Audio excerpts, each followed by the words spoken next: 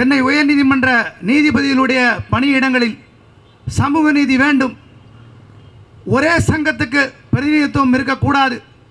அனைத்து சங்க பிரதிநிதிகளும் நீதிபதிகளாக நியமிக்கப்பட வேண்டும் உட்பட கோரிக்கைகளை முன்வைத்து நடத்தக்கூடிய இந்த ஆர்ப்பாட்டத்திலே கலந்திருக்கக்கூடிய அத்தனை பேருக்கும் என்னுடைய நெஞ்சார்ந்த வணக்கத்தை முதலில் தெரிவித்துக் கொள்கிறேன். நேற்று மாலை இந்த போராட்டத்துக்கான அழைப்பு வெளியிடப்பட்டது. இன்றைக்கு போராட்டம் நடந்து கொண்டிருக்கிறது. இந்தியாவில் 32% உயர்நீதிமன்றத்தில் நீதிபதி பணியிடங்கள் காலியாக இருக்குது. 32% காலியாக இருக்குது. மத்திய அரசாங்கம் ஒன்றிய அரசாங்கம் சொல்றதன்படி 79% உயர்நீதிமன்ற நீதிபதிகளுக்கான பணியிடங்களில் முற்படுத்தப்பட்ட வகுப்பினரே இருக்கிறார்கள். இந்தியா முழுக்க 79% பாராளுமன்றத்தில் கேள்வி கேட்கும்போது சொல்றாங்க 79% ஃபார்வர்ட் கேஸ்ட்டை சேர்ந்தவங்க இருக்காங்க. அப்படின்னா மொத்தம் ஃபார்வர்ட் கேஸ்ட்டை கணக்கு பண்ணால் 10% வரும். 10% வரும். அவங்க 79% இந்தியா ஆக்கிரமிச்சிருக்காங்க. பட்டியலினோ பழங்குடியினோ ஓபிசி மற்றவங்க இவர்களுக்கான நீதிபதிகளுக்கு உண்டான இடம் இல்லை. 1947 அதுக்கு முன்பு காலகட்டம் இன்னைக்கு வரைக்கும் 2025 வரைக்கும் 90% பேர் அவர்கள் இன்னைக்கு நீதிபதிகளாக போக முடியலன்னா சமூக நீதி இல்லைன்னு அர்த்தம். இன்னைக்கு சென்னை உயர் நீதிமன்றத்தில் எத்தனை பட்டியலின சமூகத்தை சேர்ந்தவங்க, பழங்குடியின சமூகத்தை சேர்ந்தவங்க, பெண்கள், சிறுபான்மையினர், வன்னியர்கள், நாடார்கள், மீனவ மக்கள் எத்தனை பேர் அங்கே சமூகத்திலேருந்து பிரதிநிதித்துவம் வந்தாங்க. வக்கீலுங்க மட்டும் ஒரு விஷயம், பொதுமக்கள்லேருந்து தான் நம்ம பார்க்குறோம். மக்கள் தொகை எவ்வளோ இருக்குன்னு தான் பார்க்குறோம். நீங்கள் நமக்கு தனியாக பார்ப்பனர்கள் மீது வெறுப்பு கிடையாது. எல்லா மனிதர்களும் நேசிக்கக்கூடியவர்கள். பார்ப்பன சமூகத்தில் பிறந்து மக்களுக்காக உழைக்கும், மக்களுக்காக ஜனங்களுக்காக தீர்ப்பு கொடுத்தவங்களும் இருக்காங்க. பார்ப்பன சமூகத்தில் பிறந்து மக்களுக்கு நியாயம் வழங்க போராட வந்தவங்களும் இருக்காங்க. ஆனால் சனாதானம் உங்கள் சிந்தனை மனு தர்மம் மேலே பிறந்தவன் பார்ப்பனன்னு சொல்லி அவர்களே நீதிபதிகளாக நியமிப்பதற்கும் புத்தகத்தை கையாளுவதற்கும் சட்ட புத்தகத்தை எடுப்பதற்கும் தீர்ப்பு வழங்குவதற்கும் தகுதியானவர்கள் என்று சொன்னால் அது சமூக நீதி மண்ணில் எடுபடாது, எடுபடக்கூடாது. ஏற்கனவே 13 ஜட்ஜி இருக்காங்க தலைமை நீதிபதி சேர்த்து. நீங்கள் திருப்பி 4 நீதிபதி கொண்டு வரலான்னு நினைக்கிறீங்க. ஒரு சாதிக்கு எதிரான போராட்டம் அல்ல, சமூக நீதிக்கான போராட்டம் இது. ஏன் சொல்லணும், வெளிப்படையாக சொல்ல வேண்டிய அவசியம் இருக்கு. பார்ப்பன சமூகத்திலிருந்து 13 நீதிபதிகள் 75 பேர் இருக்காங்க. இப்போ 66 பேர் இருக்காங்க. ஒரு தடவை 75 பேர் இருந்தது இல்லை. 13 பேர் இருக்கிற இடத்துல திருப்பி நீங்கள் நாங்கள் 4 பேரை கொண்டு வர போகிறோன்னு சொல்கிறீங்கன்னா எந்த விதத்தில் இது நியாயமானது? மக்கள் எல்லாருமே பார்த்துட்டு தானே இருக்காங்க. நீங்கள் திருப்பி நீங்களே உங்களுக்கு வேண்டப்பட்டவங்க, உங்கள் ஜூனியர்ஸ், உங்கள் சொந்தக்காரங்க, சாதி சமூகம் சொல்லி நீங்கள் போடுறீங்கன்னா அது சமூக நீதிக்கு எதிரானது இல்லையா? வழக்கறிஞர் சமூகத்துக்கு எதிரானது இல்லையா? எம்எச்ஏல தகுதி படித்தவங்க யாரும் இல்லையா? WLA யாரும் இல்லையா? லா அசோசியேஷன் யாரும் இல்லையா? மதுரையில் இருக்கக்கூடிய சங்கங்கள் யாரும் இல்லையா? தமிழ்நாடு முழுக்கக்கூடிய பல்வேறு சங்கங்களை திறமையான அறிவுத்திறன் படைத்த வழக்கறிஞர்கள் இல்லையா? இல்லை, நீங்களே நினச்சிக்கிறீங்க. நீங்கள் எப்படி ஜட்ஜை கொண்டு வரீங்கன்னு இந்தியா முழுக்க வெளியிலே தெரிய மாட்டேன்ட்டு கோர்ட்டுக்கே வராத ஒரு ஜட்ஜ் ஆகிறாரு. இவருக்கு வேண்டப்பட்டவர் சொந்தம் மாமன், மச்சான், அண்ணன், தம்பி, ஜூனியரு கஷ்டப்பட்டு கோர்ட்டில் ப்ராக்டிஸ் பண்ணிகிட்டே இருக்கான். மக்களுக்காக இருக்கும். எப்படி ஷார்ட் ரூட்டில் வராங்கன்னு யாருக்குமே தெரிய மாட்டேங்குது. உன் பேர் கொடுப்பா, நான் ரெக்கமெண்ட் பண்ணிட்டு போகிறேன், நீ கொஞ்சம் கொடுப்பா, ரெக்கமெண்ட் பண்ணிட்டு போகிறேன், எனக்கு 2 பேர் கொடுங்கப்பா, உனக்கு ஒரு பேர் கொடுங்கப்பா, உனக்கு ஒரு பேர் பிச்சை எடுத்துக்கிறாங்க. 62 வயசு வரைக்கும் இங்கே பதவியில் இருக்கலாம், 65 வயசு வரைக்கும் சுப்ரீம் கோர்ட்டில் இருக்கலாம். ஒரே ஒரு நீதிபதியாவது ஊழல் வழக்கு சொல்லி இது வரைக்கும் நீக்கம் பண்ணியிருக்காங்களா? பாராளுமன்றத்தில் நடந்தது இல்லையே. மன்னர்கள் மாதிரி கடைசி வரைக்கும் பொறுப்பில் நீங்கள் தானே இருக்கீங்க. 62 வயசு வரைக்கும் 65 வயசு வரைக்கும் பதவியில் நீங்கள் தானே இருக்கீங்க. ஒரே ஒரு நீதிபதியாக காட்டுங்க. ஒன்று பண்ணுவீங்க, தப்பு பண்ணால் ட்ரான்ஸ்ஃபர் பண்ணுவீங்க. மற்றவங்களாம் பண்ணால் நிறைய பேசுவீங்க. தப்பு பண்ணாங்கன்னு சொன்னால் இங்கேருந்து கல்கட்டா, ஜார்க்கண்ட், வேற எங்கன்னா போடுவீங்க. இதெல்லாம் பேச சமூக நீதி தான். இது அரசியலமைப்புக்கு எதிரானதா? அரசியலமைப்புக்கு உட்பட்ட உரிமை. பிரதிநிதித்துவம் நாங்கள் பேசுவது அரசியலமைப்புக்கு உட்பட்ட உரிமை. இந்தியாவில் ஒரே ஒரு பெண் கூட தலைமை நீதிபதியாக இன்னி வரைக்கும் வரலன்னு சொன்னால் இதோட நீதித்துறை நியமனத்துக்கு அசிங்கமான விஷயம் எதுவுமே கிடையாது. ஒரே ஒரு தலைமை நீதிபதி கூட வரல. அடுத்து நாகரத்னா அவங்க வரப்போகிறேன்னு சொல்கிறாங்க. 46 நாள் இருக்க போகிறதா சொல்கிறாங்க. இதோட கொடுமையான விஷயம் எதுவும் இல்லையே இந்தியாவில். இப்போ நம்ம சமூக நீதிக்கான மண்ணில் இந்த போராட்டம் அனைத்து பிரதிநிதிக்கும் வேணும். 66 பேரில் 13 பேர் இருந்து நீங்கள் திருப்பி 4 பேரை கொண்டு வரீங்கன்னா 20%. தமிழ்நாட்டில் 3% இருக்கக்கூடிய பார்ப்பன சமூகத்தில் இந்த 3% கொண்டு வரீங்கன்னா இது தவறானது இல்லையா? நல்ல நீதிபதிகள் எல்லா சமூகத்திலும் இருக்காங்க, நல்ல வழக்கறிஞர் இருக்காங்க. ஜாதிக்கு எதிரான போராட்டம் இல்லை, சமூக நீதிக்கான போராட்டம். திருப்பி நான் வலியுறுத்துறேன். இப்போ இந்த தலைமை நீதிபதி அவர்கள், நீங்கள் இன்றைக்கு மாலை பரிந்துரை செய்வதாக நாங்கள் தகவல்கள் கேள்விப்படுகிறோம். அப்படி செய்தால் ஏற்கனவே தமிழ்நாட்டில் 2 முறை திருப்பி உடைச்ச கூட்டம். இங்கே நமக்கு முன்னாடி பேசின எங்கள் அன்பிற்குரிய பார் கவுன்சில் தலைவர் பால்கனர் அவர்கள், வேல்முருகன் அவர்கள் நீங்களாம் வந்து சொல்கிறாங்க, களத்தில் நின்று பேசுகிறாங்க. போராடின விஜயகுமார் சார் கூட பல பேர் இங்கே தான் இருக்கோம். அப்பயே போராடினவங்க இருக்கும், ஜெயிலுக்கு போனவங்களும் இருக்கும். நிச்சயமாக சமூக நீதிக்கு எதிராக வர்றத நீதிபதியே ஆனாலும் தலைமை நீதிபதியே ஆனாலும் இந்த சென்னை உயர் நீதிமன்ற வழக்கறிஞர்கள் தட்டி கேட்பதற்குண்டான தகுதி, திராணி, தெம்பு எங்களுக்கு இருக்கு. தொடர்ந்து போராடும் என சொல்லிக்கொண்டு விடைபெறுகிறேன். நன்றி, வணக்கம். இன்றைய தினம் நாம் இந்த கோரிக்கையை முன்வைத்து நடத்தக்கூடிய இந்த ஆர்ப்பாட்டம் என்பது ஒரு தேசிய முக்கியத்துவம் வாய்ந்த ஒரு நிகழ்வாக நாம் பார்க்க வேண்டியிருக்கிறது. தமிழ்நாடு ஒரு சமூக நீதி மண் என்கின்ற அந்த பெருமை நமக்கு இருந்தாலும், முதலிலே இந்திய அரசியலமைப்பு சட்டத்தை சமூக நீதி கோரிக்கைக்காக திருத்திய பெருமை இந்த மண்ணுக்கு இருந்தாலும், தொடர்ந்து உயர்நீதிமன்ற உச்சநீதிமன்ற நீதிபதிகள் நியமனங்களில் ஒரு வெளிப்படைத்தன்மையற்ற ஒரு போக்கும், சமூக நீதி கொள்கையை பின்பற்றாமல் தொடர்ந்து புறக்கணிக்கக்கூடிய ஒரு நிலைமையும் தொடர்ந்து இருந்து வருவதை நம்மால் பார்க்க முடிகிறது. இன்றைய தினம் எனக்கு முன்பு பேசிய தோழர் மில்டன் அவர்கள் பல்வேறு விஷயங்களை சுட்டிக்காட்டி பேசியிருந்தார்கள். இன்றைய தினம் சமூக நீதி கோட்பாடு என்பது இன்றைக்கு அனைவராலும், இன்னைக்கு தமிழ்நாட்டில் இருக்கக்கூடிய பெரும்பான்மையான கட்சிகள் இன்னைக்கு இந்த கோரிக்கைக்கு ஆதரவாக இன்னைக்கு நிற்கிறாங்க. சமூக நீதியின் அடிப்படையில் இன்றைக்கு நீதிபதி பணி நியமனங்கள் என்பது நியமிக்கப்பட வேண்டும் என்ற அந்த கோரிக்கையை வலியுறுத்தி பேசி வருகிறார்கள். இன்றைக்கு வரை உச்சநீதிமன்றத்தில் நியமிக்கப்பட்டிருக்கக்கூடிய 270க்கும் மேற்பட்ட நீதிபதிகளில் வெறும் 5 நீதிபதிகள் தான் தாழ்த்தப்பட்ட வகுப்பிலிருந்து வந்திருக்கிறாங்கன்ற தகவலை நாம் குறிப்பிட்டு காட்ட வேண்டியிருக்கிறது. அதில் ஒரே ஒரு நீதிபதி தான் நம்ம சென்னை உயர்நீதிமன்றத்திலிருந்து சென்ற திரு கேஜி பாலகிருஷ்ணன் மட்டும்தான் இதுவரைக்கும் உயர்நீதிமன்றத்தினுடைய தலைமை நீதிபதியாக தாழ்த்தப்பட்ட வகுப்பிலிருந்து தேர்வு செய்யப்பட்டிருக்கிறார் என்பதை நம்மால் பார்க்க முடிகிறது. அதே போன்று உச்சநீதிமன்றத்தினுடைய நீதிபதியாக, அதே போன்று இதுவரை உச்சநீதிமன்றத்திற்கு ஒரு பெண் நீதிபதியாக தேர்வு செய்யப்படாத ஒரு நிலைமை என்பது இருக்கிறது, தலைமை நீதிபதியாக. ஆக இந்த சூழலில் தான் இன்றைக்கு சமூக நீதி கோட்பாடு என்பது இன்றைக்கு தாழ்த்தப்பட்ட மக்களை உள்ளடக்கி, பிற்படுத்தப்பட்ட மக்களையும் உள்ளடக்கி, அதே போன்று பழங்குடி மக்களையும் உள்ளடக்கி, அதே மாதிரி பெண்கள், அதே போன்று இந்த சமூகத்தினுடைய சிறுபான்மை மக்களையும் உள்ளடக்கியதாக இந்த பட்டியல் என்பது தயாரிக்கப்பட வேண்டும். அதற்கு நீங்கள் அனைத்து வழக்கறிஞர் சங்கங்களையும் உள்ளடக்கி நீங்கள் கலந்து ஆலோசித்து இந்த நியமனங்களை வெளிப்படைத்தன்மையோடு நியமிக்க வேண்டும். அப்படி நியமிக்கக்கூடிய நீதிபதிகள் ஒரு நேர்மையானவர்களாக, ஒரு அறிவாளியாகவும் திறமையானவர்களையும் உள்ளடக்கியவர்களாக, அவர்கள் அரசியலமைப்பு சட்டத்தின் மீது உறுதியேற்று பணியாற்றி வரக்கூடிய நீதிபதிகள் அரசியலமைப்பு சட்டத்தினுடைய உயர்ந்த மாண்புகளான ஜனநாயகம், மதச்சார்பின்மை, கூட்டாட்சி தத்துவம், சமூக நீதி, சோசியலிசம் போன்ற அனைத்து கொள்கைகளை உயர்த்தி பிடிக்கக்கூடிய நீதிபதிகளாக இருக்க வேண்டும் என்கின்ற அந்த அடிப்படையிலே இந்த ஆர்ப்பாட்டம் வெற்றியடைய வேண்டும். இந்த ஆர்ப்பாட்டத்தை நாம் இத்தோடு நிறுத்திக் கொள்ள முடியாது.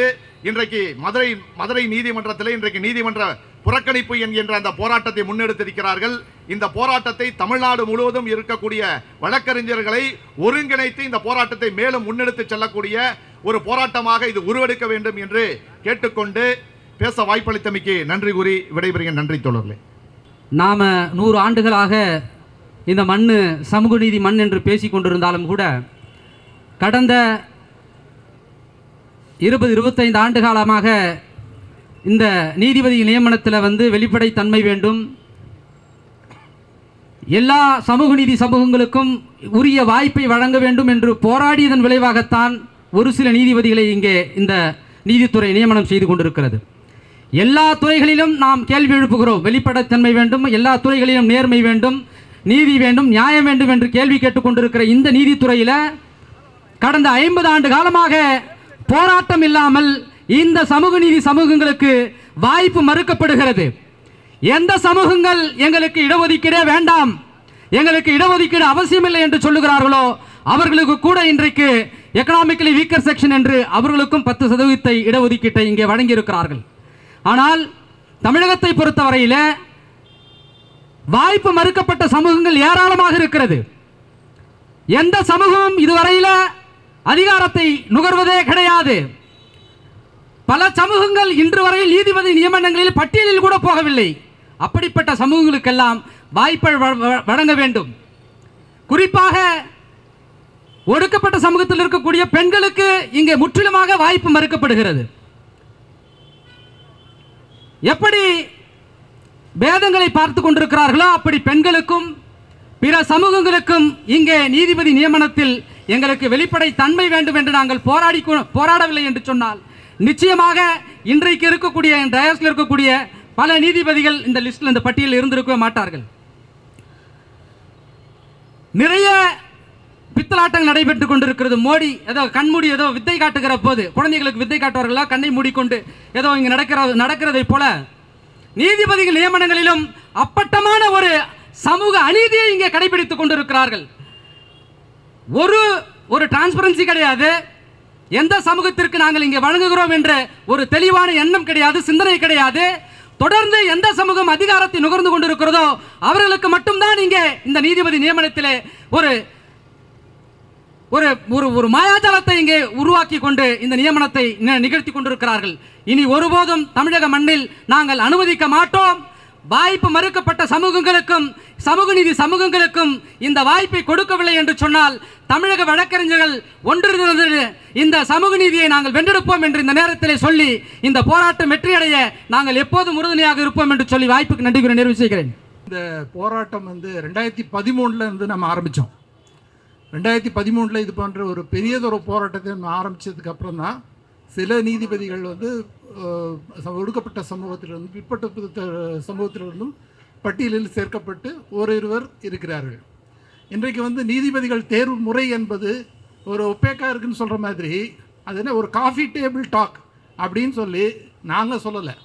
அதை உச்சநீதிமன்ற நீதிபதிகளே அந்த கொலிஜியத்தில் இருக்கக்கூடியவர்களே அதை உறுதிப்படுத்தியிருக்கிறார்கள். எந்த முறையில் தேர்ந்தெடுக்கப்படுவது என்பது ஒன்று. இரண்டாவது, யாரை தேர்ந்தெடுக்கிறீர்கள் என்பது இரண்டாவது முக்கியமான விஷயம். ஏனென்று கேட்டால் இன்றைக்கு இங்கே இருக்கக்கூடிய இந்தியாவில் இருக்கக்கூடிய ஒவ்வொரு நபரையும் பாதிக்கக்கூடிய தீர்ப்புகளை வழங்கக்கூடியவர்களாக இந்த உயர்நீதித்துறையினர் இருக்கிறார்கள். உயர்நீதித்துறையினர் என்பது உச்சநீதிமன்றம் மற்றும் உயர்நீதிமன்றங்கள். நம்முடைய வாழ்க்கையில் தொடக்கூடிய ஒவ்வொரு விஷயமாக இருந்தாலும் அவர்கள் சொல்லக்கூடியதுதான் சட்டமாக நடைமுறைப்படுத்தப்படுகிறது. ஒரு ஹெல்மெட் போடுவதாக இருந்தாலும் சரி, வேறு சட்ட திருத்தமாக இருந்தாலும் சரி. இந்த நிலையில் இருக்கக்கூடியவர்கள் ஏன் இதில் இடஒதுக்கீடு இல்லை என்ற ஒரு வாதம் வைக்கப்படுகிறது. இடஒதுக்கீடு என்பது பாபா சாஹேப் அண்ணல் அம்பேத்கர் சொன்னது போல இடஒதுக்கீடு என்பது தவறு. இது ரெப்ரசன்டேஷன், பிரதிநிதித்துவம் என்பதுதான் சரி. அதை தான் தொடர்ந்து அவர் வலியுறுத்தினார். அந்த ரெப்ரசன்டேஷன் தான் இப்போவும் நம்மளும் கேட்குறோம். ஏன் அப்படின்னா இன்றைக்கு இங்கே இருக்கக்கூடிய தெருவில் நிற்கக்கூடியவங்களுக்கு தான் தெருவில் இருக்கக்கூடியவங்களோட பிரச்சனை தெரியும். அதை விட்டுட்டு மேலேருந்து வந்தவங்க என்ன பண்ணுவாங்க, இங்கே இருக்கிறவங்களோட பிரச்சனையே தெரியாது. அப்போ அந்த பிரச்சனையை கையாள்வது எப்படி? அது போன்ற வழக்குகளை கையாளும் போது அவருடைய மனப்பான்மை மேட்டுமை குடுமை மனப்பான்மை தான் இருக்கிறது. அதுதான் நம்ம பார்க்குறோம். ஒருத்தர் 2 பேர் அப்படி தப்பி தவறி வந்தாலும் அவங்களும் என்ன பண்ணுறாங்க, அந்த மேட்டுக்குடி மனப்பான்மையில் தான் ஆழ்த்தி விடுகிறார்கள். இதை சரிப்படுத்த வேண்டும் என்றால் சாதாரண மக்களை, பிற்படுத்தப்பட்ட மக்களை, ஒடுக்கப்பட்ட மக்களை, எந்தெந்த சமூகத்தினருக்கு பிரதிநிதித்துவம் இல்லை என்பதை தெரிந்து கொண்டு அவர்களிலிருந்து இருக்கக்கூடிய தகுதியான வழக்கறிஞர்களை நீதிபதிகளாக பரிந்துரைக்க வேண்டும் என்று தான் இந்த ஆர்ப்பாட்டம் நடந்து கொண்டு இருக்கிறது. இதில் குறிப்பாக என்னுடைய கருத்தாக நான் சொல்ல வேண்டும் என்றால், நாம் அனைவரும் சேர்ந்து நம்முடைய சங்கத்தில் இருக்கக்கூடிய நிர்வாகிகளை சந்தித்து அவர்கள் ஒரு பட்டியலை தயாரித்து இந்தந்த நபர்கள் இந்தந்த பின்னணியிலிருந்து வந்தவர்கள் அவர்களை நீங்கள் பரிந்துரை செய்யுங்கள் என்ற ஒரு பட்டியலை நாம் கொடுக்க வேண்டும் என்று நான் கருதுகிறேன். அதற்குரிய ஏற்பாடுகளை நாம் செய்வோம். இந்த போராட்டத்தில் கலந்து கொண்டு அனைவருக்கும் நன்றி. தொடர்ந்து இந்த போராட்டத்தை நம் முன்னெடுப்போம். 2013 நடந்தது போல 2025 இந்த போராட்டம் வெல்லும். இந்த நம்பிக்கையுடன் விடைபெறுகிறேன். நன்றி. தொடர் ஒரு மிக நீண்ட நெடிய போராட்டத்தின் காரணமாக இங்கே தமிழகத்தில் தான் குறிப்பாக பார்த்தீங்கன்னா இந்த representation for various communities was considered. இன்றைக்கும் கூட பல்வேறு மாநிலங்களில் பார்த்தீங்கன்னா குறிப்பிட்ட ஒரு பிரிவினர் தான் உயர்நீதிமன்ற நீதிபதிகளாகவும் உச்ச நீதிமன்றத்துக்கு போகக்கூடிய வாய்ப்பு இருந்த நிலையில் அதை உடைத்தெறிந்தது தமிழகம்தான். அப்படி தமிழகம் உடைத்தெறிந்து மீட்டெடுத்த அந்த உரிமையை சமீபத்தில் நம்முடைய செயல்பாடுகளால் நாம் அமைதியாக இருப்பதன் காரணமாக, குறிப்பாக நம்மை போன்றவர்கள் அமைதியாக இருப்பதன் காரணமாக இன்றைய தினம் இப்படி ஒரு குறிப்பிட்ட சமூகத்தை சேர்ந்தவர்கள் மட்டுமே உயர்நீதிமன்ற நீதிபதிகளாக பரிந்துரை செய்யக்கூடிய அளவிற்கு பேச்சு பரவலாக பேசப்படுகிறது. அதற்கு காரணம் நம்முடைய அமைதி தான். ஆகவே இந்த நம்முடைய ஆர்டிகல் 217 இருக்கட்டும், ஏற்கனவே judicial first and second judges கேசஸ்லாக இருக்கட்டும், அதன் பிறகு 2014 நம்முடைய முன்னாள் தலைவராக இருந்த காந்தி அவர்கள் பதிந்த அந்த வழக்கு, உச்ச நீதிமன்றத்தில் பதிந்த வழக்கிலும் தெளிவாக குறிப்பிட்ட இருந்தது ப்ளூராலிட்டி ஆஃப் ஜட்ஜஸ் இருக்கணும், diversity in appointment of judges இருக்கணுன்றது தான் that is a basic idea of the constitution அப்படின்ற அளவில் கூறப்பட்ட நிலையில் இன்னொரு விஷயம் என்னென்னா, ஏன் இடஒதுக்கீடுல அண்ணன் சத்யச்சந்திரன் சொன்னபோது போல இது எல்லாருக்குமான representation. We are not asking for இது இடஒதுக்கீடு தேவையில்லை இந்த குறிப்பிட்ட விஷயத்தில். அது அண்ணல் அம்பேத்கருடைய அந்த கனவுல அவர் அதற்கு ஒரு நியாயம்லாம் சொல்லியிருந்தார். எதற்கு இந்த கான்ஸ்டியூஷனல் அப்பாயின்மெண்ட்டில் ஒரு இந்த நம்ம இடஒதுக்கீடு தேவையில்லை, but there should be a representation என்பதற்கு ஒரு நியாயம்லாம் சொல்லியிருக்காரு. அது இன்றைக்கும் நம்ம எல்லாரும் ஏற்றுக்கொண்ட விஷயம். அவருடைய விஸ்டம், அவருடைய தெளிவான சிந்தனை இன்றைக்கும் நம்ம எல்லோராலும் ஏற்றுக்கொண்டிருக்கு. அதனால தான் we are not insisting for a இடஒதுக்கீடு இந்த ஹையர் ஜுடிஷியல் பாடியில். ஆனால் ரெப்ரசன்டேஷன் என்பது அடிப்படையில் எல்லாருக்கும் இருக்கக்கூடிய ஒரு உரிமை. அது இங்கே கடந்த காலங்களில் நியமிக்கப்பட்ட நீதிபதிகளில் நம்மளோட டேட்டாஸ் ரிவீல் தட் ஒரு குறிப்பிட்ட சமூகமும் அவர்கள் தான் அதிகப்படியான நிலையில் வந்துட்டுருக்காங்க. We are not against any particular community or caste also. நம்மளுடைய நிலைப்பாடும் அது கிடையாது. நம்மளுடைய கோரிக்கை என்னென்னா, தார்மீகமாக அனைத்து தரப்பட்ட மக்களுக்கும் இங்கே ரெப்ரசன்டேஷன் கொடுக்கணும், அவர்களுக்கான பங்களிப்பு இருக்கும். That is the plurality of the system and the diversity of the system should be appreciated. அந்த நிலையை நோக்கி தான் நம்மளுடைய இந்த போராட்டம் தான். அதனால் இங்கே இருக்கக்கூடிய கொலிஜியம், இன்றைக்கு இருக்கக்கூடிய தலைமை நீதியரசர் அதையெல்லாம் மீறி செயல்படுவதாக நமக்கு கிடைக்கக்கூடிய தரவுகள் சொல்லப்படுகிறது. இதையெல்லாம் நிச்சயமாக நாம் எதிர்க்க வேண்டிய நிலையில் தான் இருக்கிறோம். அதே நிலையில் நம்முடைய சங்கமானதோ, நாம் குறிப்பாக இப்போ சொல்கிறோம், நம்ம இன்றைய தினம் பார்த்திங்கன்னா முன்பு எப்போதும் நடைபெறாத ஒரு விஷயம் இன்றைக்கி மதுரையில் நடைபெற்றிருக்குது. நீதிமன்ற நியமனங்கள், அதாவது கடந்த ஒரு 10 ஆண்டுகளாக நம்மளுடைய போராட்டங்கள் முடக்கப்பட்ட நிலையில், முடங்கி போன நிலையில் கூட இன்றைய தினம் முதல் முறையாக இந்த நீதிமன்றங்கள் நியமனம் குறித்து இன்றைய தினம் மதுரை நீதிமன்ற கிளையானது இன்றைய தினம் புறக்கணிப்பை மேற்கொண்டிருக்காங்க.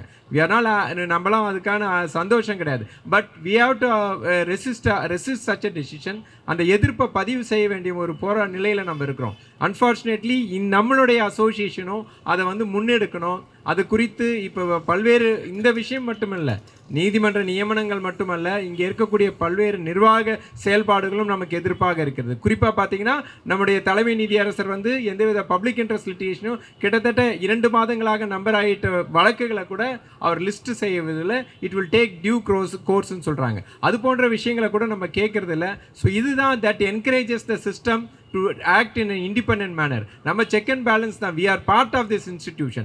வழக்கறிஞர்களும் are same sides of the two sides of the coin என்ற அடிப்படையில் we are equal participants in the administration of justice. So நம்மளுடைய குரல் அங்கே எதிரொலிக்கணுன்ற அடிப்படையில் நம்ம இன்றைய தினம் இதை பதிவு செய்கிறோம். தொடர்ந்து இதே போன்ற நிலை ஏற்பட்டால் ஒரு மிகப்பெரிய போராட்டத்தை நாம் நடத்த வேண்டிய கட்டாயத்துக்கு ஆளாகுவோம். ஆகவே நம்முடைய கோரிக்கை, தாழ்மையான கோரிக்கையானது give equal representation to every community. That is the diversity of this country. இந்த கண்ட்ரியே வந்துட்டு பல்வேறு நிலைகளில் வேற்றுமையில் இருக்கக்கூடிய ஒரு விஷயம். அவர்களுக்கெல்லாம் உரிய ரெப்ரஸன்டேஷனும் கொடுத்தாதான் இந்த ஜஸ்டிஸ் சிஸ்டம் அதாவது சிறப்பாக செயல்படுகின்ற ஒரு கடைசி நிலையில் இருக்கக்கூடிய மனிதனுக்கும் அந்த நம்பிக்கையை உருவாக்க வேண்டிய கட்டாயம் இந்த இன்ஸ்டிடியூஷனுக்கு இருக்கு. ஆகவே அதை செயல்படுத்த வேண்டும் என்பதுதான் நம்முடைய கோரிக்கையை தவிர நம்ம வேற எந்த குறிப்பிட்ட சமூகத்திற்கு எதிராக போராடுறோம் அப்படின்னு ஒரு சித்தரிப்பு உடனே வரும்.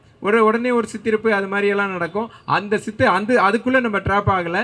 நம்முடைய கோரிக்கை give equal representation to every segment of the society, every section of the society. இந்த போராட்டம் மீண்டும் தொடரும். இந்த நிலை தொடரக்கூடாது என்று உரியவர்கள் கருதினால் அதற்கு உரிய முடிவு எடுக்க வேண்டும் என்பதுதான் நம்முடைய கோரிக்கையாக இருக்கிறது. இந்த கூட்டத்திற்கு சிறப்பாக ஏற்பாடு செய்த, அதாவது பல நாட்களாக நம்முடைய போராட்டங்கள், இந்த நீதிமன்ற புறக்கணிப்பு இல்லை இந்த நீதிமன்ற அப்பாயின்மெண்ட், இது போன்ற நிலைகள்லாம் நம்ம கடந்த காலங்களில் அமைதியாக இருந்துட்டோம். அதை தட்டி எழுப்பிய அனைத்து நண்பர்களுக்கும் என்னுடைய நன்றியும் பாராட்டுகளையும் தெரிவித்துக் கொள்கிறேன். நன்றி, வணக்கம். உயர்நீதிமன்றத்தில் நீதிபதி பணியிட நியமனத்தில் சமூக நீதியை பின்பற்ற வேண்டும் என்பதை வலியுறுத்தி இங்கு மாபெரும் கோரிக்கை ஆர்ப்பாட்டம் நடந்து கொண்டிருக்கின்றது. எல்லாருக்கும் எல்லாம் என்பதுதான் சமூக நீதி. அந்த சமூக நீதியில் ஆடிக்குவேட் ரெப்ரசன்டேஷன் என்று சொல்லக்கூடிய ஒவ்வொரு பிற்படுத்தப்பட்ட, ஒடுக்கப்பட்ட, தாழ்த்தப்பட்ட எல்லா மக்களுக்கும் ஆடிக்குவேட் ரெப்ரசன்டேஷன் இருக்கிறதா என்பதை பார்க்க வேண்டும். அதிலும் பெண்களுக்கு கண்டிப்பாக இல்லை என்பதுதான் மிக முக்கியமாக இன்றைக்கு இருந்து கொண்டிருக்கிறது. 75 நீதிபதிகள் இருக்கிறார்கள் என்று சொன்னால் அதில் பெண்களுக்கு, அந்த பெண்களுக்கும் ஆடிக்குவேட் ரெப்ரசன்டேஷன் கொடுக்க வேண்டும். அதுவும் பிற்படுத்தப்பட்ட, ஒடுக்கப்பட்ட, தாழ்த்தப்பட்ட அந்த மக்களுடைய அந்த சமூகத்தை சார்ந்த பெண்களுக்கு கொடுக்க வேண்டும். அப்படி கொடுத்தால்தான் ஒவ்வொருடைய அந்த சமூக பிரச்சனை என்ன என்பதை அவர்கள் புரிந்து கொள்வார்கள். ஏதோ ஒரு இனத்திற்கு மட்டும் அவர்களுக்குத்தான் தகுதி திறமை இருக்கிறது, மற்றவர்களுக்கெல்லாம் தகுதி திறமை இல்லை என்று சொன்னால் அந்த தகுதி திறமையினுடைய நிலை என்ன என்பது நாம் எல்லோருக்குமே தெரியும். இன்றைக்கு நிறைய வழக்கறிஞர்கள் படித்து வருகிறார்கள் என்று சொன்னால் எவ்வளவு திறமையானவர்கள் தான் இன்றைக்கு வருகிறார். சின்ன சின்ன பசங்கள்லாம் இன்னைக்கு உயர்நீதிமன்றத்தில் மிக அற்புதமாக வழக்கறிஞர்கள் வழக்காடுகிறார்கள். நாங்கள் கூட கொஞ்சம் பின்வாங்குவோம், ஆனால் நாங்கள் எல்லாம் இப்பொழுது வரக்கூடிய வழக்கறிஞர்கள் எங்களுக்கு எதை பற்றியும் கவலை இல்லை. சட்டம் என்ன சொல்கிறது, அந்த சட்டத்தில் என்ன ஓட்டை இருக்கிறது என்பதை மிக அழகாக எடுத்து சொல்லி வாதாடக்கூடிய திறமை பெற்றவர்களாக இருக்கிறார்கள். எனவே பெண்களுக்கும் இதில் இடம் கொடுக்க வேண்டும். இது ஒரு ஆரம்ப நிலைதான், இது முடிவல்ல. இதை தொடர்ந்து சென்னை உயர்நீதிமன்ற வழக்கறிஞர்கள் சங்கம் தொடர்ந்து நடத்தும். அதற்கு திராவிடர் கழகத்தினுடைய அத்துணை ஒத்துழைப்பும் நாங்கள் தருகிறோம் என்று சொல்லி வாய்ப்புக்கு நன்றி பாராட்டி விடைபெறுகிறேன். நன்றி, வணக்கம். தமிழ்நாடு அனைவருக்கும் வணக்கம். இந்த போராட்டம் என்பது ஒவ்வொரு இளம் வழக்கறிஞர்களும் புரிந்து கொள்ள வேண்டிய ஒரு சூழ்நிலையில் நாம் இருக்கிறோம். இன்றைக்கு நான் கடந்த காலத்தை நினைத்து பார்க்கும் பொழுது எனக்கு முன்பாக 2 பெரிய உருவங்கள் தெரிகிறது. ஒன்று அஞ்சா நெஞ்சன் என்று சொல்லப்பட்ட கருப்பன் அவர்கள். இன்றைக்கு பல பேருக்கு கருப்பன் யார் என்று கூட தெரியாது. இதுதான் சூழ்நிலை. ஏன்னா எல்லாம் இளம் வழக்கறிஞர்கள் ஆவலாக போராட்டத்துக்கு வந்திருக்கிறார்கள். முன்னால் நடந்த வரலாற்றுகளை அவர்கள் ஆராய்ந்து பார்த்தால் கருப்பன் யார், அஞ்சா நெஞ்சன் என்ற பெயர் ஏன் வந்தது என்பதையெல்லாம் உங்களுக்கு புரியும். அதற்கப்புறம் ஒப்பற்ற தலைவன் ஒருத்தர் இருந்தார், காந்தி. அவர்கள் காலத்தெல்லாம் போராட்டம் என்பது அப்படி இருக்கும். நாங்கள்லாம் ரொம்ப என்ஜாய் பண்ணி அந்த போராட்டத்தில் கலந்துக்குவோம். இந்த ஆவின் பாலகம் வாயில் அருகே பல போராட்டங்களை நம்மளுடைய சென்னை உயர்நீதிமன்ற வழக்கறிஞர் சங்கங்கள், அதை சார்ந்த வழக்கறிஞர்கள் பல போராட்டங்களை நடத்தியிருக்கிறாங்க. இன்னும் சொல்லப்போனாக்கா இந்த கூட்டம் பார்ப்பதற்கு சிறிய கூட்டமாக உங்கள் கண்களுக்கு தெரிந்தாலும் நான் யாரை குறிப்பிட்டு சொல்லுகிறேன் என்று உங்களுக்கு புரியும். இன்னும் கொஞ்ச நேரத்தில் நேரடியாக பேசுவேன். அவர்களுக்கு தெரிந்து கொள்ள வேண்டியது என்னவென்று சொன்னால், இதே இடத்துல 5000 பேரை இதே காரணத்துக்காக எங்களால் கூட்ட முடியும், இங்கே உட்காந்து எங்களால் போராட முடியும். அந்த நிலைக்கு எங்களை தள்ளாதீங்க. கடந்த 10 ஆண்டுகளாக போராட்டம் என்பது அவ்வளோ வீரியமாக எந்த போராட்டமும் நடத்தவில்லை. அதனால் வழக்கறிஞர்கள் வீரியத்தை எழுந்து விட்டார்கள் என்று தயவு செய்து யாரும் நினைக்காதீங்க. ஒரு ஆரோக்கியமான சூழ்நிலை உருவாக வேண்டும் என்பதற்காக ஒரு சிலர் சில காரணங்களுக்காக தவிர்த்து அதை ஒரு மாதிரியாக கொண்டு போய் கொண்டிருக்கிறார்கள். அதுதானே தவிர வேறு ஒன்றும் இல்லை. கடைசியாக இந்த 34(1) அமெண்ட்மெண்ட் வந்தது உங்களுக்கு தெரியும். அதுக்காக போராடினது 2016. அதுக்கு முன்னாடி ஹெல்மெட் போராட்டம், இதெல்லாம் தெரியும். சரி, இதெல்லாம் கூட விட்டுருவோம். இதே காரணம் தொடர்பாக இப்போ என்ன போராட்டம் இது? உயர்நீதிமன்ற நீதிபதிகளை ஒரு பிரதிநிதித்துவமே இல்லாத ஒரு சமூகத்திற்கு ஒரு முக்கியத்துவம் கொடுத்து அவர்களை நியமிங்க. ஒடுக்கப்பட்ட தாழ்த்தப்பட்ட வகுப்பிலிருந்து ஒரு பிரதிநிதித்துவம் கொடுங்க. ஒரே சமூகத்திற்கு ஒரு பிரதிநிதித்துவம் கொடுக்காதீங்க. இதுதான் எங்களோட கோரிக்கை. இதே கோரிக்கை வலியுறுத்தி இதே வாயில் அருகே இதே உயர்நீதிமன்றத்தை 15 நாட்கள் நீதிமன்ற புறக்கணில் ஈடுபட்டு அத்துணை தலைவர்களும், அண்ணன் விஜயகுமாருக்கு தெரியும் நல்லா, அத்தனை பேரும், கருப்பன் உயிரோடு இருந்தார், காந்தி சார் உயிரோடு இருந்தார், காந்தி சார் இருக்கார் இப்போவும். அவர் எல்லாரும் அவங்க சங்கத்தில் இல்லைன்னா கூட அவங்களாம் அந்த போராட்டத்தில் முன்னின்று கலந்து கொண்டாங்க. காரணம் என்னன்னாக்கா, அப்போ ஒரு 12 ஜட்ஜை தன்னேச்சியாக யாருடைய ஒப்புதலும் இல்லாமல் 12 பேர் அறிவிக்கப்பட்டாங்க. அதில் பலர் நீதிமன்றத்துக்கே வந்தது கிடையாது. அதாவது ஒரு கேஸு கூட, வழக்கு கூட நடத்தினது கிடையாது. அப்போ என்ஜிஆர் பிரசாத் இருந்தாங்க, வைகை மேடம் இருந்தாங்க. இவங்கெல்லாம் நீதிமன்றத்தில் என்ன நடக்குதுன்னு சொல்லிட்டு ரொம்ப ஆவலாக எல்லோரையும் அரவணைச்சு செல்லக்கூடிய ஒரு தலைவர்களாக இருந்தாங்க. அவங்க சங்கத்தில் பொறுப்பில் இல்லைன்னா கூட சங்கத்தின் மேலே மிகுந்த அக்கறை கொண்டவர்களாக இருந்தாங்க. அவர்களெல்லாம் தலையிட்டு எல்லோரும் டெல்லிக்கு போனோம். முதல் நாள் 15 நாள் இதே காரணத்தை வலியுறுத்தணும். ஒரு ரெப்ரசன்டேஷன் இல்லை, வேண்டியவங்களை போட்டுட்டீங்க, இவங்கெல்லாம் கோர்ட்டுக்கே வந்ததில்லை, இந்த லிஸ்ட்டை தடுக்கணும்னு சொல்லி கேட்டோம். அப்போ மாண்புமிகு தலைமை நீதியரசர் சதாசிவம் இங்கேருந்து அங்கே போனவர் அங்கே இருந்தார். அப்போ அங்கே இருந்த இந்த நம்ம ஹைகோர்ட்லேருந்து போன ஜட்ஜஸ் என்ன சொன்னாங்கனாக்கா, நமக்கு ஆதரவு சொன்னாங்க. கரெக்டு, நீங்கள் சொல்கிறது கரெக்டு, ரெப்ரசன்டேஷனே இல்லை, நமக்கு சப்போர்ட் பண்ணாங்க. லா மினிஸ்டர் சப்போர்ட் பண்ணாங்க. இதனால் அந்த போராட்டம் நம்ம வெல்ல முடிஞ்சது. அந்த லிஸ்ட்டை ஒழித்தோம். காரணம் என்னென்னா, ஒற்றுமையாக இருந்தோம். அனைத்து சங்கத்தினுடைய தலைவர்களும் நம்ம அங்கே போய் உட்காந்துருந்தோம். எல்லோரும் நீ பெரியவன் நான் பெரியவன், என் சங்கம் பெருசு உன் சங்கம் பெருசெல்லாம் பேசலை. பொதுவான ஒரு காரணம், யாரும் இப்போ நம்ம எல்லாம் போய் ஹைகோர்ட் ஜட்ஜி ஆகணுன்றதுக்காக போராட்டம் பண்ணல. யாராவது நல்ல ஹைகோர்ட் ஜட்ஜி வரணும். அதனால் என்ன நடக்கும்? ஒரு பிரதிநிதித்துவத்திலேருந்து இப்போ எனக்கு முன்னாடி பேசணும் சொன்ன மாதிரி ஒரு கஷ்டப்பட்ட சூழ்நிலையிலேருந்து வந்தவங்களுக்கு தான் தெரியும் ஒரு கஷ்டப்படுறவனுடைய மனநிலை என்னன்னு. ஒரு நீதிபதிகள் நியாயத்தையும் நீதியையும் விசாரிக்க போகிறவர்கள். அவர்கள் எப்படிப்பட்டவர்களாக இருக்க வேண்டும் என்று சொன்னால், நியாயமானவர்களாக இருக்க வேண்டும். அவர்கள் எல்லா பிரச்சனையும் அறிந்தவர்களாக இருக்கும். இதுக்காக தான் கேட்குறோம். அதனால் அந்த மாதிரி ஒரு போராட்டம் பண்ணி அதை போராட்டம். உடனே மறுபடியும் இன்னொரு லிஸ்ட்டு தயாராச்சு. அந்த லிஸ்ட்டு நீதிமன்ற புறக்கணிப்பின்றி அதே 12 பேர் லிஸ்ட்டு, அதையும் நம்ம போட விடாமல் தடுத்தோம். காரணம் எதுக்கு சொல்கிறேன்னா, இந்த போராட்டம் இங்கே பேசுகிறவங்க இவங்கெல்லாம் என்னையா அவங்க யாருன்னே தெரியல அப்படிலாம் யாரும் சொல்லிடாதீங்க. நினைத்தால் இப்போ இன்றைக்கி முதன்முறையாக எனக்கு தெரிஞ்சு நம்ம மதுரை கிளை வழக்கறிஞர்கள் போராட்டத்தை அறிவித்து அவங்க ஒரு நாள் நீதிமன்ற புறக்கணிப்பு பண்ணியிருக்கிறாங்க. அது வரவேற்கத்தக்கது. அதை பெரிதும் பாராட்டுகிறோம். நீதிமன்றத்தை புறக்கணிச்சாதான் நம்ம போராட்டத்தில் ஜெயிப்போம்லாம் ஒன்றும் கிடையாது. நீதிமன்றத்தை புறக்கணிக்காமலே இங்கே நம்ம 5000 பேர் கூட்டணும்னா எங்கே போய் சொல்லணுமோ அங்கே சொல்லிடுவாங்க. இன்றைக்கி சொல்கிற செய்தி என்னென்னா, மீடியாக்கள் மூலமாகவும் இங்கே இருக்கிற ஐஎஸ் போலீஸ் மூலமாக தான் போக தகவல். யார் பேசுனாங்க, என்ன மனநிலையில் இருக்கிறாங்கன்னு சொல்லிட்டு. உண்மையை சொல்ல வேண்டும் சொன்னால், இங்கே இருக்கிறவர்கள்லாம் பிரதிநிதிகள் தான். இன்னும் உள்ளே இருக்கிற எந்த ஒரு வழக்கறிஞர்களும் இங்கு வாயிலுக்கு வரவில்லை, வருவார்கள். ஏன்னா அவங்களுக்கும் தெரியும். ஏன்னா அவங்களுடைய வாயாக தான், மவுத் பீஸாக தான் நாங்கள் இங்கே பேசிட்டு இருக்கிறோம். அதனால் எதற்காக இந்த போராட்டம் என்பதை நீங்கள் உணர்ந்து கொள்ளும். எங்களுக்கு தெரியும் நீங்கள் என்ன காரணத்தில் ரிஜெக்ட் பண்ணுவீங்கன்னு. இவர் நுனிநாக்கள் இங்கிலீஷ் பேச மாட்டாரு. ஒரு வழக்கறிஞர் நுனிநாக்கள் இங்கிலீஷ் பேசி யாரும் இங்கே லவ் பண்ண போகிறது கிடையாது. நாங்கள் என்ன பண்ண போகிறோம்னா, நீதிமன்றத்துக்கு என்ற ஆங்கிலம் எங்களுக்கு தெரியும். நீதிமன்றத்தில் ஒரு பெட்டிஷன் ட்ராப் பண்ணுமா தெரியும், ஒரு ஜட்ஜ்மெண்ட்டை ட்ராப் பண்ணுமா எங்களுக்கு தெரியும், டிக்டேட் பண்ணுமா தெரியும். அந்த அளவுக்கு ஆங்கிலம் இருந்தால் போதும். நாங்கள் பார்த்துருக்கிறோம். இதே போன்று நுனிநாக்கில் பேச தெரியாத பல நீதிபதிகள் இப்பவும் இருக்கிறார்கள், எப்போதும் இருந்திருக்கிறார்கள். அவர்களும் சிறப்பான ஒரு நீதிபதியாக இருந்திருக்கிறார்கள். பல ஜட்ஜ்மெண்ட் கொடுத்துருக்குறாங்க. ஒரு துறையில் இருப்பாங்க, ஒரு குற்றவியல் துறையில் இருப்பாங்க, இல்லை சிவிலில் இருப்பாங்க. இவங்க ஸ்பெஷலைஸ்டு ஃபீல்டில் சிலர் இருப்பாங்க, அவங்கள ஜட்ஜாக இருப்பாங்க. அதுக்குன்னு மற்ற போர்ட்ஃபோலியோவில் போட்டவங்க நல்ல ஜட்ஜாக இல்லையா?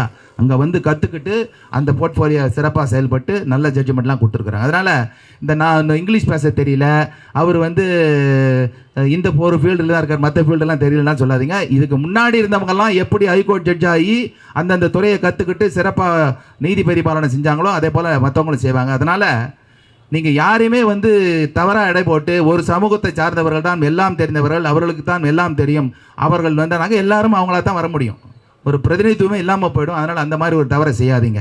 தலைமை நீதியரசரை பொறுத்தவரை இந்த நாட்டில், இந்த தமிழ்நாட்டில் பிறந்தவர் அல்ல, தமிழ்நாட்டை சேர்ந்தவர் அல்ல, அவங்க வெளியிலேருந்து வர்றவங்க. அதனால் இங்கே இருக்கிறவங்களுடைய மனநிலை தெரிவதற்கான வாய்ப்பில்லை. இங்கே இருக்கிற சிலர் அவங்க போய் முதல்லையே போய் அவங்கள வந்து அட்வான்ஸ் புக்கிங் பண்ணிவிட்டு அவங்க மைண்டை கரெக்ட் பண்ணி இவங்க தான் ரொம்ப சிறப்பாக பேசுவாங்க, இவங்க இந்த பாரம்பரியம் அந்த பாரம்பரியம் அதெல்லாம் சொல்லி மனசை மாற்றுவாங்க. மாண்புமிகு தலைமை நீதியரசர் அவர்களே, நீங்கள் தயவுசெய்து ஏமாந்துடாதீங்க. இங்கே நாங்கள் இருக்கிறோம், விமன் லாயர் அசோசியேஷனில் தலைவி இருக்கிறாங்க, எம்ஹெச்ஏல தலைவர் இருக்கிறாரு, எம்பிஏல தலைவர் இருக்கிறாரு, லா அசோசியேஷன் தலைவர் இருக்கிறாரு, இன்னும் ஏனைய வழக்கறிஞர் சங்கங்கள்லாம் இருக்கிறாங்க.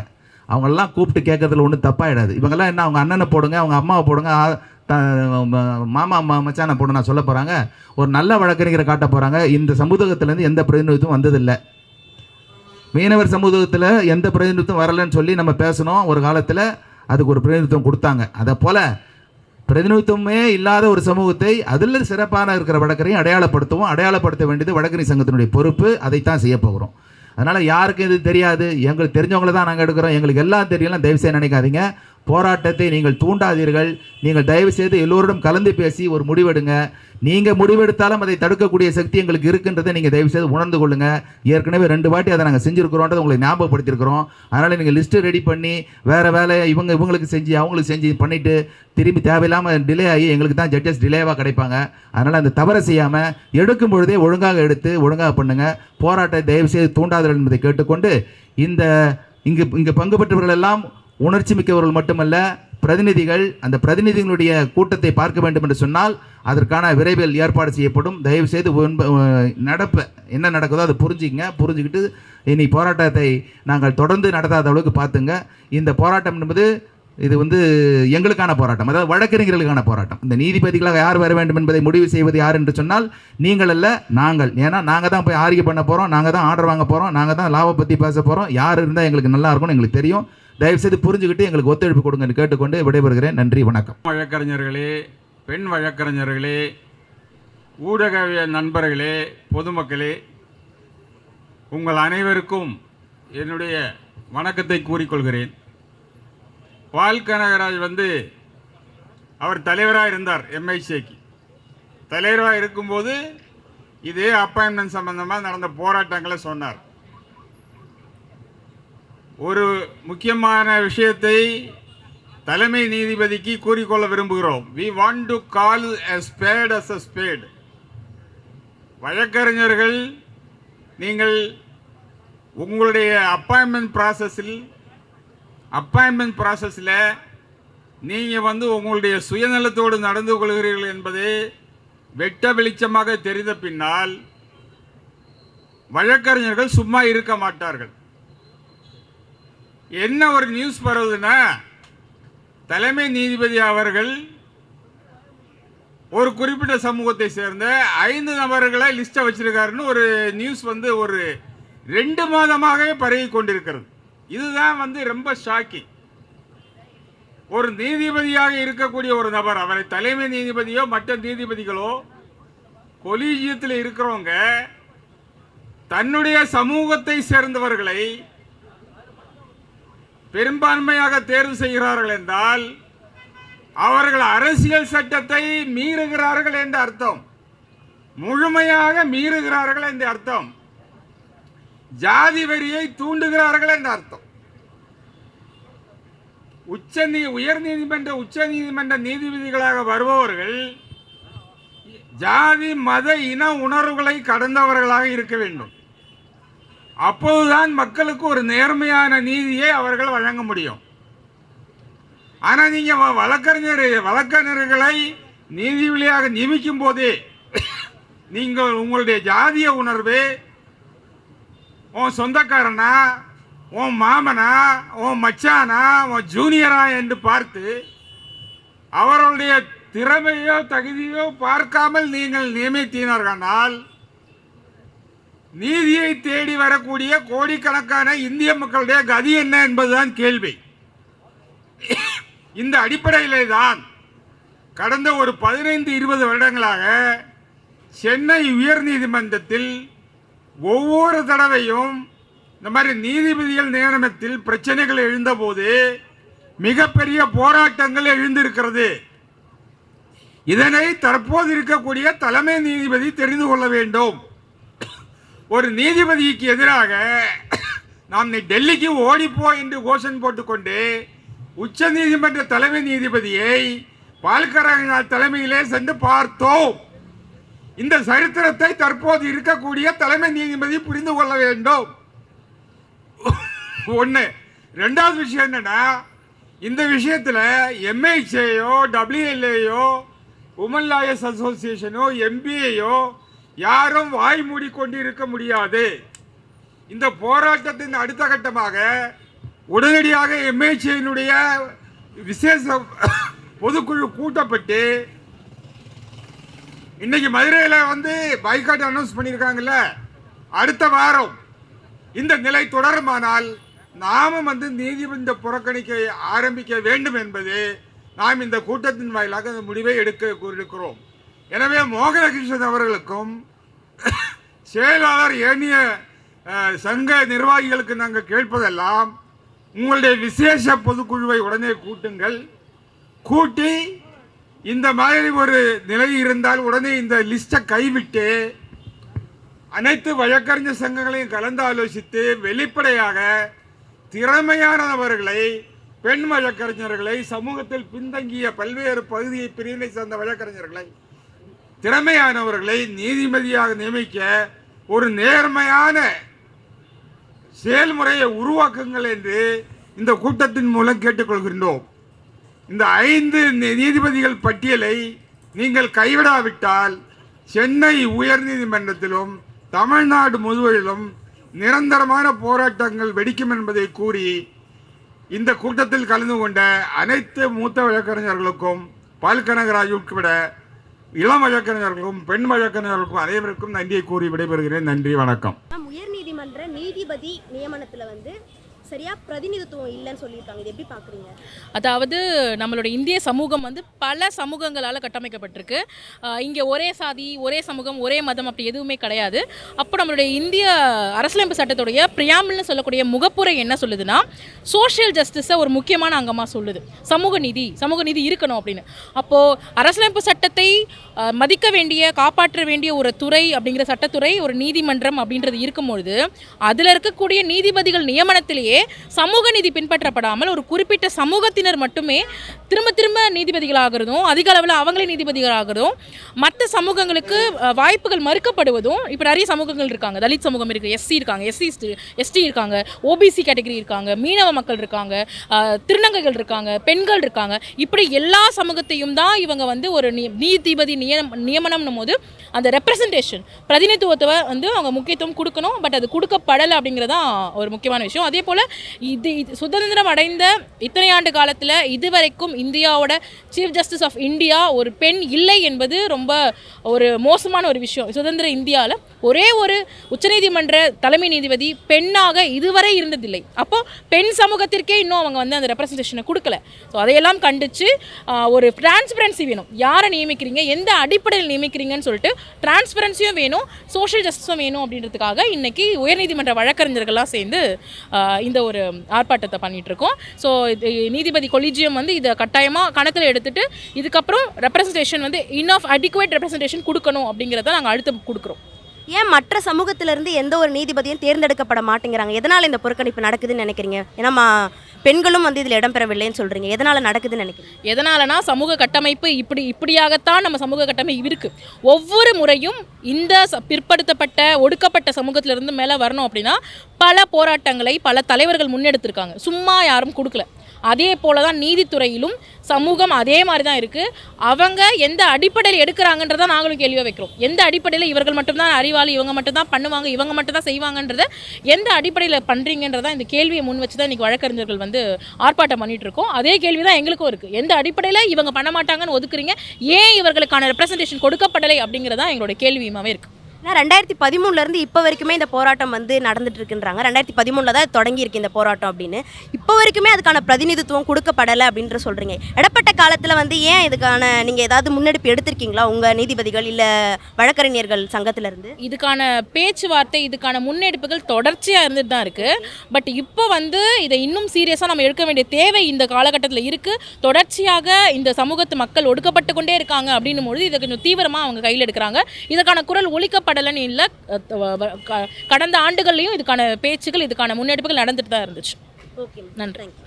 சென்னை உயர்நீதிமன்றத்திற்கு நீதிபதிகள் நியமனம் சம்பந்தமாக மிகப்பெரிய பிரச்சனைகள் நிலவுவது கடந்த 2 மாதமாகவே வழக்கறிஞர்கள் மத்தியில் பல செய்திகள் உலா வருகிறது. மிக முக்கியமாக நாங்கள் ஒரு ஸ்பேடாக சொல்லணும்னு நினைக்கிறோம். சென்னை உயர்நீதிமன்ற தலைமை நீதிபதி அவர்கள் 5 நீதிபதிகள் பட்டியலில் வைத்துள்ளார் என்றும் அது அவருடைய சமூகத்தை சார்ந்த நபர்கள் என்றும் கூறப்படுகிறது. நாங்கள் வழக்கறிஞர்கள் எந்த சமூகத்துக்கும் எதிரானவர்கள் அல்ல, அனைத்து சமூக மக்களுக்கும் நல்லரோடு வாழ வேண்டும் என்று விரும்புகிறவர்கள், பொது உடைமையை விரும்புகிறவர்கள். நாங்கள் என்ன சொல்கிறோம் என்றால், தமிழ்நாட்டிலே மூலை முடுக்குகளிலிருந்து கிராமங்களிலிருந்து கற்று வந்த எல்லா சமூகத்தைச் சேர்ந்த ஆயிரக்கணக்கான வழக்கறிஞர்கள் இருக்கிறார்கள். இந்த மாநிலம் மற்ற மாநிலத்தை போல அல்ல. கிராமங்களிலிருந்து எல்லா ஒடுக்கப்பட்ட சமூகங்களிலிருந்தும் தாழ்த்தப்பட்ட சமூகத்திலிருந்தும் பெண்கள் மத்தியிலிருந்தும் திறமையுள்ள பல்வேறு வழக்கறிஞர்கள் சென்னை உயர்நீதிமன்றத்திலும் கீழமை நீதிமன்றம் இருக்கிறார்கள். எனவே நீங்கள் சமூக நீதியை பின்பற்றி இதுவரை பிரதிநிதித்துவம் கொடுக்காத பல்வேறு சமூக வழக்கறிஞர்களுக்கு, குறிப்பாக பெண் வழக்கறிஞர்களுக்கு, ஒடுக்கப்பட்ட சமூகத்தை சார்ந்தவர்களுக்கு, சிறுபான்மை சமூகத்தை சார்ந்தவர்களை பிரதிநிதித்துவப்படுத்த அளவில் ஒரு நேர்மையான திறந்த தெளிவான முறையில் வெளிப்படையாக நீங்கள் எல்லா வழக்கறிஞர் சங்கங்களையும், MHA, WLA, MBA, லா அசோசியேஷன், மற்ற சங்கங்கள், பார் கவுன்சில் எல்லாரையும் அழைத்து பேசி திறமையான நபர்களை சமூக நீதியை நிலைநாட்டும் வகையில் நீங்கள் கடைபிடித்து இந்த நியமன லிஸ்ட்டை அனுப்ப வேண்டும். அவ்வாறு அனுப்பாமல் ஒரு குறிப்பிட்ட சமூகத்திற்கு பெரும்பான்மை நபர்களை நீங்கள் பரிசீலித்து அனுப்பினீர்களானால் மிகப்பெரிய போராட்டம் வெடிக்கும். ஏற்கனவே மதுரை உயர்நீதிமன்றத்திலே அவர்கள் நீதிமன்ற புறக்கணிப்பு அறிவித்திருக்கிறார்கள். நாங்களும் சென்னை உயர்நீதிமன்ற வழக்கறிஞர் சங்கத்தையும் மற்ற சங்கங்களையும் கூட்டி மிகப்பெரிய போராட்டத்தை அறிவிப்போம். இதை நாங்கள் தலைமை நீதிபதிக்கும் மற்ற கொலீஜிய நீதிபதிகளுக்கும் சென்னை உயர்நீதிமன்ற நீதிபதிகளுக்கும் அவருடைய கவனத்திற்கு கொண்டு வருகிறோம். மிக நேர்மையான முறையிலே நியமனத்தை செய்யுங்கள், சமூக நீதியை கடைபிடியுங்கள், அனைத்து சமூகத்தினருக்கும் பிரதிநிதித்துவம் கொடுங்கள் என்று கேட்டுக்கொள்கிறோம்.